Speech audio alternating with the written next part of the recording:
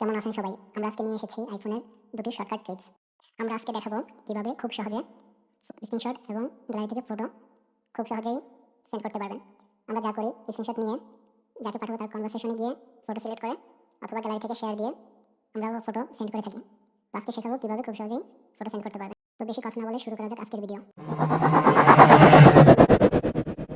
প্রথমেই আপনারা একটা স্ক্রিনশট নিয়ে নেবেন। স্ক্রিনশট নেওয়া হয়ে গেলে উপরে যে শো করবে স্ক্রিনশটটা, ওটাকে ট্যাপ করে ধরে পাশে স্লাইড করবেন। স্লাইড করে রেখে হোয়াটসঅ্যাপ বা মেসেঞ্জার যেকোনো একটা সিলেক্ট করে নেবেন, যাকে পাঠাবেন তার কনভারসেশনে গিয়ে বা ছেড়ে দিবেন। তারপর সেন্ড বাটনে ক্লিক করে এটা সেন্ড করে দেবেন। এভাবেই খুব সহজে স্ক্রিনশট শেয়ার করতে পারবেন। তো এখন দেখাবো কিভাবে গ্যালারি থেকে ফটো সেন্ড করবেন। তার জন্য চলে গেলাম গ্যালারিতে, গিয়ে আপনার যে ফটো পাঠাবেন ওগুলো সিলেক্ট করে নেবেন। প্রথমে দেখে সিলেক্ট করা হয়ে গেলে যে কোনো একটা সিলেক্ট করা ফটোর উপরে ট্যাপ করে ধরে রাখবেন।